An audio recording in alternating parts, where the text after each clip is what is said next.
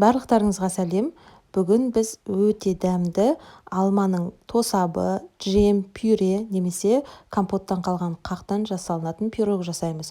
Пирог жұмсақ, сонымен қатар дәмді болып шығады. Сондықтан компот пісіріп соның қағы қалатын болса, міндетті түрде жасап көрулеріңізге кеңес беремін.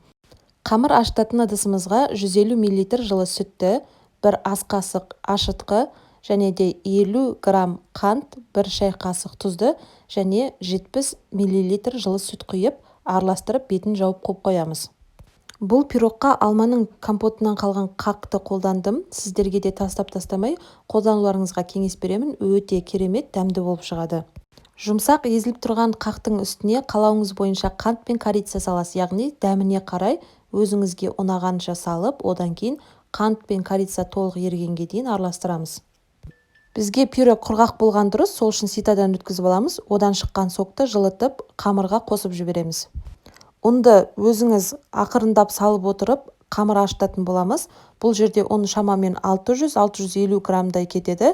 Бұл бағанағы соктың мөлшеріне байланысты өзгеруі мүмкін. Қамыр жұмсақ болып шығу керек, ол үшін міндетті түрде ұныңызды аз-аздан салып отырып ашытқан жөн болады. Қолымызға сәл жабысып тұратын қамыр шығады. Одан кейін бір ас қасық сұйық май құйып, тағы да осылай илеп жібереміз. Бетін жауып 30-40 минутқа ашығанға дейін қойып қоямыз. Қамыр ашығаннан кейін бірін үлкен, екіншісін кішірек қылып екі бөлікке бөлеміз. Сосын үлкенін бірінші жаятын боламыз. Қалыңдығы 1,5 сантиметрдей қылып жайып, осыны табамызға саламыз. Менде арнайы жабық пирогтарды пісіретін таба бар. Сіздерде ондай болмаса, домалақ кез келген табаға пісіре берулеріңізге болады. Егер де табаңыздың астына қамыр жабысып қалады деген қауіп болатын болса, астына пергамент бумагасын төсеп жіберуге болады, бірақ шетін майламай, шетіне керісінше жабыстырып шығатын боламыз. Бортик жасаймыз. Одан кейін ортасына пюрені саламыз.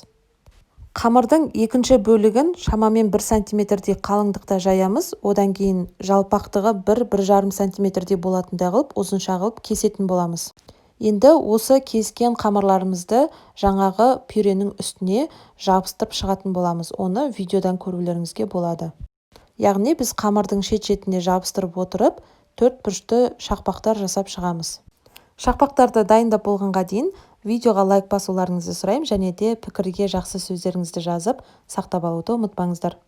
Шет-шетінің барлығын дұрыстап тұрып жабыстырып шығуымыз қажет, өйткені пісіп жатқан кезінде көтеріліп, ашылып кетуі қаупі болады. Одан кейін жұмыртқаның сарыуызын жағамыз.